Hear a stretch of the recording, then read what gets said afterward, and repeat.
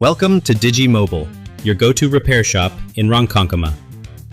Today, a customer brought in their Dell laptop with a damaged keyboard key. After providing an estimate, they approved the repair, and we got started. In this video, you'll see exactly what it takes to replace the keyboard, including all the screws we had to remove, taking out the battery, and even lifting the motherboard to reach the keyboard underneath. Let's get into the teardown and show you how we brought this laptop back to life.